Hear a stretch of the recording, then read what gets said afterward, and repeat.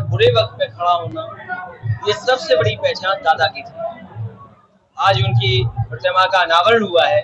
मैं नरेंद्र वर्मा जी, उनके बेटे, उनके परिवार के लोग को, उत्कर्ष वर्मा, हर्ष वर्मा, सबको धन्यवाद देता हूँ कि सब लोगों को बुला करके ये उन्होंने बहुत बड़ा काम किया है।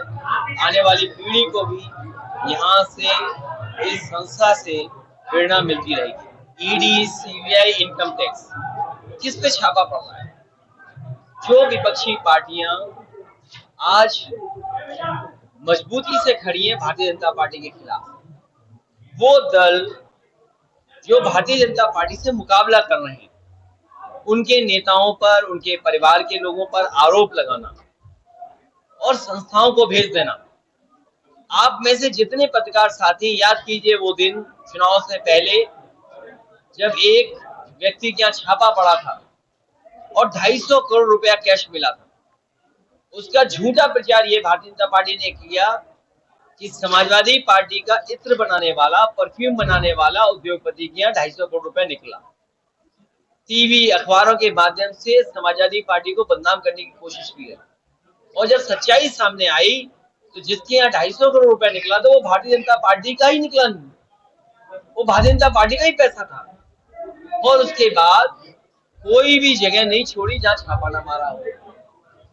चुनाव से पहले कैसे बदनाम किया जाए, उसकी रणनीति भारतीय जनता पार्टी की थी। और भारतीय जनता पार्टी बीएसपी से मिली हुई थी। बीएसपी के प्रत्याशी ऐसे तय किए गए जिससे समाजवादी पार्टी का नुकसान हो। क्या महमूदाबाद की बात ये ठीक नहीं है क्या? आपके सीतापुर शहर की बात ये ठीक नहीं है क्या? और भी विधानसभाओं की मैं आप बता सकता हूँ। इसलिए ये छापे केवल राजनीतिक हैं, केवल विपक्षी दलों को अपमानित करने के लिए, जनता में छवि खराब करने के लिए। भारतीय जनता पार्टी में जो चला जाएगा वो दूध का धुला बन जाएगा, उस पर कोई आरोप नहीं बचेगा। 2024 को लेकर क्या तैयारी है? 24 में समाजवादी पार्टी और जो गठबंधन आज है समाजवादी पार्टी के साथ, जिस तरह से महंगाई है, बेरोजगारी है, अन्याय चरम सीमा पर है, हर वादा भारतीय जनता पार्टी का झूठा निकला है। भारतीय जनता पार्टी ने कहा किसानों की आय दोगुनी होगी। आज कोल्ड स्टोर के सामने बड़ी बड़ी लाइनें लगी हुई हैं, आलू के ट्रैक्टर खड़े खड़े हैं। बाराबंकी, सीतापुर जिले के आसपास देखिए कितना आलू खड़ा हुआ है, ट्रैक्टर भरा हुआ। ये तो वो जिले जहां पर आलू बड़ी संख्या में नहीं होता है, बड़े पैमाने पे नहीं होता। सोचिए कन्नौज का क्या हाल होगा, सोचिए आगरा का हाल क्या होगा, फिरोजाबाद का हाल क्या होगा, बदायूं का हाल क्या होगा, कानपुर देहात का हाल क्या होगा, जहां पर बड़े पैमाने पे किसान आलू पैदा करता है। इस सरकार ने 1000 करोड़ रुपए रखे बजट में कि आलू खरीदा जाएगा। बताइए, एक आलू खरीदा हो तो बताओ। इस बार आलू गिराएगा इनकी सरकार, किसान गिराएगा, क्योंकि किसान की आय दोगुनी नहीं हुई। आप बताइए कौन सी फसल की इन्होंने आय दोगुनी कर दी? और फिर कहते हैं कि बेरोजगारी खत्म कर दी। बेरोजगारी दर 4.2%, मतलब 100 में कोई बेरोजगार बचा ही नहीं, केवल 4 बेरोजगार हैं। क्या ये आंकड़े ठीक हैं? बीजेपी कहती है सबको नौकरी दे दी, सबको रोजगार दे दिया। हम तो बुद्धिजीवी पत्रकार साथी हैं, बताओ क्या हालत है बेरोजगारी की? 1 ट्रिलियन इसलिए बोल रहे हैं जिससे गरीब को समझ में नहीं आया 1 ट्रिलियन क्या होता है। अभी इतने भागो मत तेज, अभी चुनाव आने दो। आपने आज एक ट्वीट किया है ट्विटर हैंडल से, जिसमें आपने कहा है कि जो बीजेपी के कार्यकर्ता उनकी जांच कराया जाए, उसके बाद उस पर बुलडोजर चला जाए। जिस तरीके से लोगों पर बुलडोजर चला रहा है उसको लेकर के आपने ट्वीट किया। मैंने ये कहा कि संविधान और कानून हमें ये अधिकार बुलडोजर का नहीं देता है, लेकिन बीजेपी बुलडोजर चला रही है। आप बहुत जगह जानकारी कर लें, जितने इलीगल कंस्ट्रक्शन आज हो रहे हैं सब भारतीय जनता पार्टी के लोग करा रहे हैं।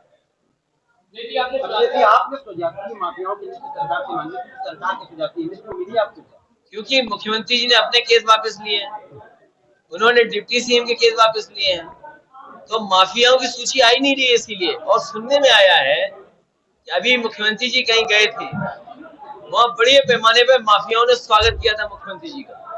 क्या ये सच नहीं है? मैं तो गुजरात था, लेकिन उत्तर प्रदेश के सोशल मीडिया पे जिस तरीके से तस्वीरें चल रही थी, मुख्यमंत्री जी को कम से कम टॉप 100 माफियाओं की सूची जारी करनी चाहिए। और तुरंत टॉप 10 की सूची जारी करनी चाहिए। ये बात सदन में कही गई थी।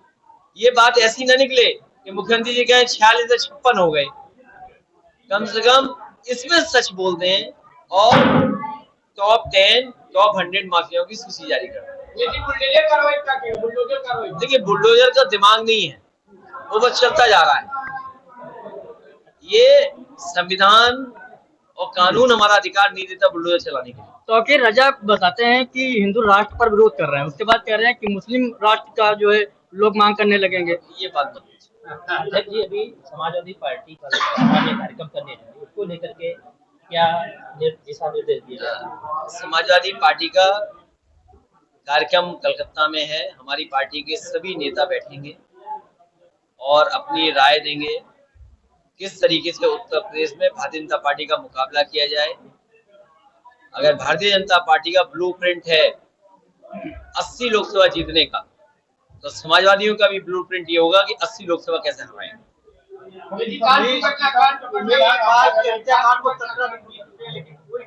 देखिए, कानपुर देहात की जो घटनाएं हो रही हैं बड़ी दुखद हैं।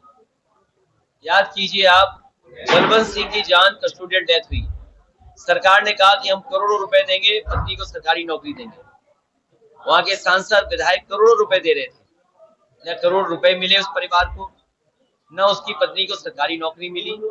और उसके बाद जो घटना हुई है माँ बेटी की, जिंदा जला दिया प्रशासन ने। इसीलिए मैं कह रहा हूँ कि बुलडोजर संस्कृति भारत की पहचान नहीं हो सकती। जो लोग ये नारा देते हो सबका साथ सबका विकास, उनकी पहचान बुलडोजर नहीं हो सकती है।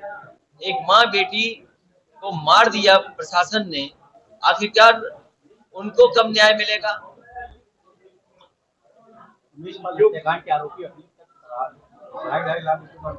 देखिए, उमेश पाल भारतीय जनता पार्टी का सदस्य था।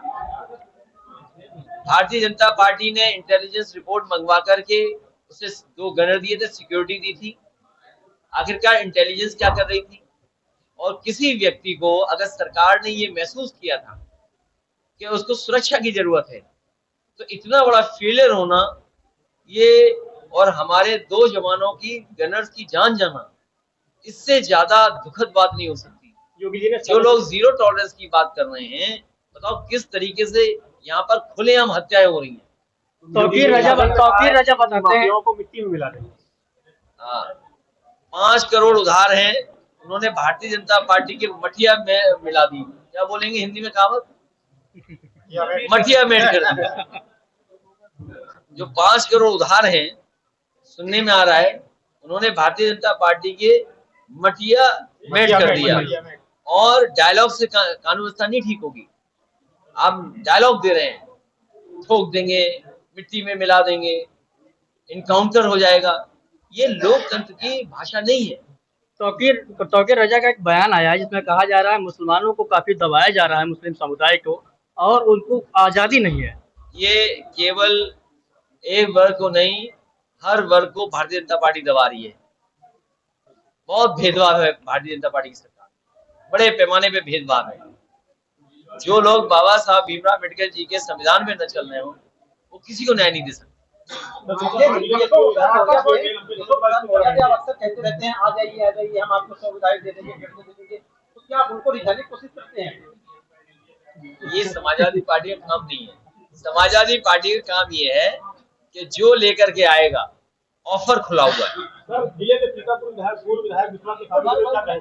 मैं रामपाल जी को बधाई देता हूँ, उनके साथियों को बधाई देता हूँ। थोड़ा बहुत भटक गए थे, लेकिन दिल से ये हमारे साथी जुड़े रहे। और सरकार में थोड़ी नाराजगी थी, उसकी वजह से नुकसान हुआ, लेकिन हमें उम्मीद है ये अब समाजवादी पार्टी को मजबूत बनाने के लिए लगातार काम करते रहेंगे। ये लगातार सहयोगी साथियों का साथ लेंगे और समाजवादी पार्टी को मजबूत। मुख्यमंत्री जी, एक मेरा लास्ट सवाल है। और जो दूसरे हमारे सार्वभौम वर्मा जी, मैं उनका भी स्वागत करता हूँ, बधाई देता हूँ। मुझे उम्मीद है उनके आने से पार्टी के कार्यकर्ता और नेताओं का मनोबल बढ़ेगा।